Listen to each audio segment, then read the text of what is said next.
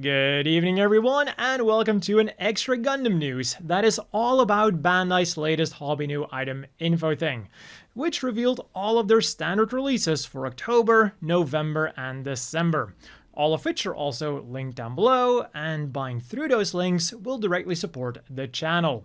Last week I said that I was going to keep the usual Gundam news on the usual day, and that I would then cover the hobby new item info thing one day later, but I decided to do it the other way around. So without any further ado, let's dive in. And first up, let's talk Gunpla. Unfortunately though, we are off to a rather disappointing start because the only thing we're getting in October is the entry grade Wing Gundam for 1,100 yen, 8 US. And while the kit is looking great, and I'm sure it has a great personality too, it is a bit unfortunate to just see an entire month carried by a single entry grade. Part of me is hoping that they'll do like a surprise Gunpla release, like for example for a mobile suit that's in G-Quux that is yet to appear in the series, but realistically speaking I don't think that's going to happen because they would have announced that as like Mystery Mobile Suit A or something like that.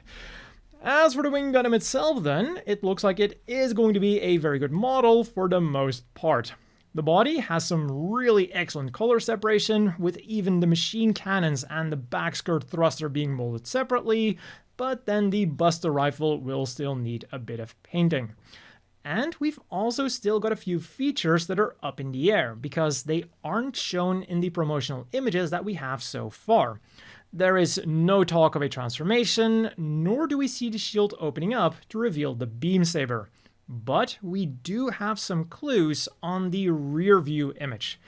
I unfortunately don't see any opening mechanisms present on the shield, so I don't think that's going to happen, but what I do see is an attachment point for the Buster rifle, meaning that it should be able to pull off the transformation. November then is the complete opposite of October, with a whopping 4 Gunpla releases, including a master grade, so I guess Christmas is coming early this year, especially for the Iron-Blooded Orphans fans. First up, we've got the high-grade Monkey Rodi 598 unit / Monkey Crap Rodi for 1,870 yen, 13 US. And this thing comes with quite a nice array of accessories, including a few that aren't shown on the images yet. We've got a shield, a submachine gun, a mobile suit-sized crowbar, which can be stored on the back skirt when not in use, and 2 grenades plus a dedicated right hand to hold on to said grenades. And as the name indicates, you can also change the Monkey Rodi into the Monkey Crap Rodi by changing out the regular arms with Zagok inspired arms. So definitely quite a package that we've got here. And I also wonder how and if we're going to get a regular version of the Monkey Rodi. A standard release would be nice, but if we get it, I am fairly certain it's going to be a premium Bandai instead. But anyways, the big thing for Iron-Blooded Orphans fans in November will no doubt be the Master Grade Gundam Barbatos Lupus, with its upgraded Gundam frame for even better articulation than the standard Master Grade Barbs. In particular, the shoulders have been upgraded, and the waist can now go even further forwards and backwards, allowing for even more dynamic poses. As for the accessories, for 7,150 yen, 50 US, we are getting a sword mace, a set of twin maces that can be stored on the backpack, 2 arm-mounted 200mm guns, an action-based connector, and 2 in-scale figures. One has been confirmed to be a pilot figure of Mika for inside of the cockpit, and I'm pretty sure that the second one will be a standing figure of Mika, although we don't have any images yet to 100% confirm this. And unfortunately, what we also didn't get was more information on that extra accessory set that we are getting for the Master Grade Gundam Barbatos Lupus. For the G-Quux fans then, we are getting the high-grade standard Zaku for 2,420 yen, 17 US. It comes with a Zaku bazooka, a Zaku machine gun, a heat hawk, an extra open left hand to replicate the hatch opening scene, and movable shoulder blocks to give its arms some extra movement despite the very chunky looking body. However, the one thing that wasn't listed is something that I consider to be a cardinal sin for any model kit of a standard Zaku. There is no commander antenna listed amongst its accessories, meaning that we might not be able to build it as a commander version in the standard colors, but there is always a possibility that it will be included regardless. And finally then, we also got a new announcement for November. But unfortunately, it is new in some heavy quotation marks, because for 1,210 yen, 8 US, you'll be able to get the option part set Gunpla 18 Build Booster set, which includes the previously released Build Booster and Build Booster Mark II, but now just as a twin set. It is a bit annoying that you now have to buy them together, but at least the price has remained the same, so that is a good thing. Other than that though, it is just the exact same kit as the old ones. So moving on to December, where we are getting just 3 high grades. For the Iron-Blooded Orphans fans who still have some spending money left, there is the high-grade Gundam Zagan for a whopping 3,080 yen, 22 US, which is quite a bit for an Iron-Blooded Orphans high grade, but it does come with some very interesting and fully featured shield plier units. Based on the images, they come packing with quite some mobility, and the business ends also open up.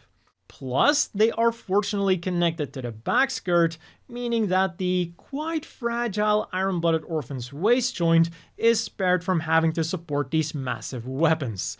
And on top of that, we're also getting some extra hand options like closed fists and open hands. From G-Quogs then, we are getting the high-grade Char Zaku and White Gundam for 2,420 yen each, 17 US.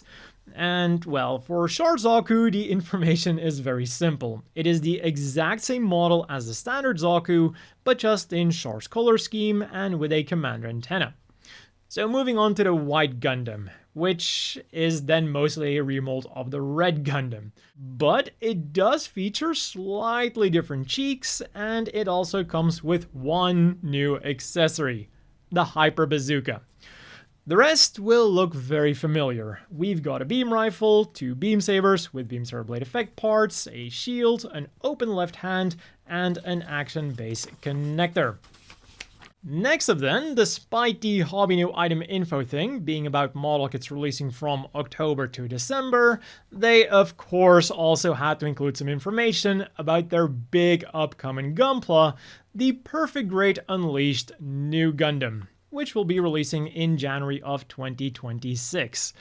And we got some really impressive pictures of the inner frame, because not only is it using a lot of different colors, including some really cool metallic and golden parts, but we're also getting some metallic 3D stickers and photo etched stickers for even more amazing details. Also, I think this is the first time that I've seen a V-fin with an inner frame. And to make the attention to detail even crazier, it also comes with cover stickers for the eyes and the main camera to replicate the opening of the movie, which is just crazy. And to make things crazier yet, they also unveiled all of the information for the perfect grade Unleashed Nu Gundam LED unit. It'll be releasing in January, and it can be yours for a whopping 15,400 yen, 108 US. That is a lot for just an LED unit that is powered by 4 AA batteries. Like, for that price, I would at least expect a rechargeable battery with some kind of USB-C port so I could also hook it up to the mains. And ideally, they could have also thrown in a stand for the fin funnels. Like, sure, these LEDs will make the new Gundam look even more amazing, but at the end of the day, that is just what this set is. It's a bunch of LEDs. So yeah, quickly moving on to the 30 minutes kits. And unlike the Gunpla, we are starting off very strong in October with the 30 minutes preference Ayanami Rei Plugsuit version. For 4,400 yen, 31 US, she comes with a bunch of hand options, Gendo's glasses, the SDAT, the Lance of Longinus, sitting parts, and 3 different faceplates. A pre-printed neutral one, which is looking to the side, a pre-printed smiling one, and an unprinted one, plus some waterslide decals so you can choose your own expression. And since we're getting Rei, I wonder if this also means that we'll be getting Asuka in the near future. Or if idols are more your thing, you can go for the 30-minute sisters Asahi Serizawa from Idol Master Shiny Colors. For 4,180 yen, 29 US, she comes with more idol-appropriate hand options, a microphone, hair parts to display her either with or without her hair accessory, and 3 pre-printed faceplates. And for 2,420 and 17 US, you can even get your original 30-minute sisters to join in on the idol fun, with the optional body parts Alpha Sisters Phantasm 3 Color B. It is a striking black idol outfit with some fancy clear pink parts, a microphone, and 3 different chest options. The only thing you'll have to supply yourself is a B-colored head. And to then wrap up October, you can get the 30 minutes missions EXM X20A Levinix Type A for 1,848 yen, 13 US. It is a lightly armored machine that comes with a lot of accessories and a lot of clear parts. We've got 4 energy daggers, 2 revolver swords with a large energy blade, an energy shield, and then 2 small armor plates that are supposed to go on the right leg, but you can of course apply them as you see fit. And in November then, you can get the 30 minutes missions EXM X20B Levinix Type B, also going for 1,848 yen, 13 US. And despite sharing the same name and also quite a bit of the same parts, the 2 machines definitely have a very different vibe, with some of the most striking difference being the colors of course, the head, and the accessories. The 2 revolvers have remained the same, but no longer come with the energy blades, with the rest being completely different. It's got a large physical sword, a chakram dagger, and 2 different armor plates that are supposed to go onto the shoulders or wherever you see fit. And you can further customize it with the 30 minutes missions option part set 22 Wing Unit 2. It goes for 968 yen, 7 US, and while the Levinix Type B didn't come with any clear parts, these wings more than make up for that. And they also have some cool articulation that reminds me a lot of the Wing Zero Endless Waltz version. And to then hook it up to your figures, you can choose between a single peg connector or a double peg connector. So of course, you'll also be able to hook it up to your 30-minute sisters, like the upcoming Tiasha Dahlia Wear Color B. She goes for 2,750 yen, 19 US, and she's gotten a complete revamp compared to her original version.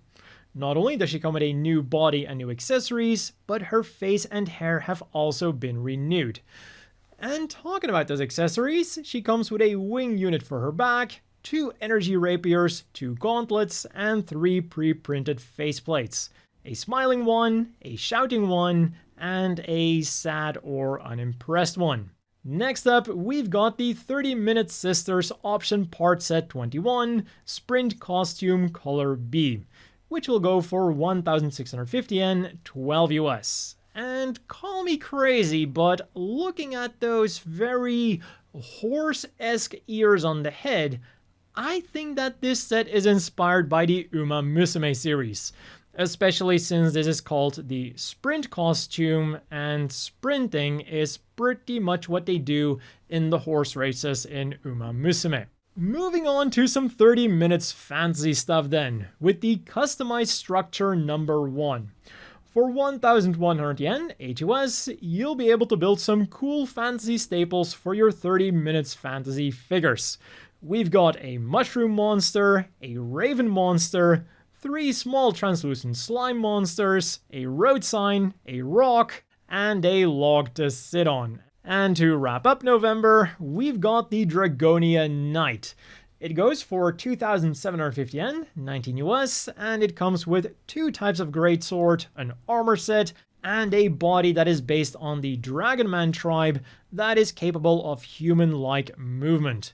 And you can even open up the mouth. And in December, you can upgrade its class to a Dragonia Lord for 1,100 yen, 8 US.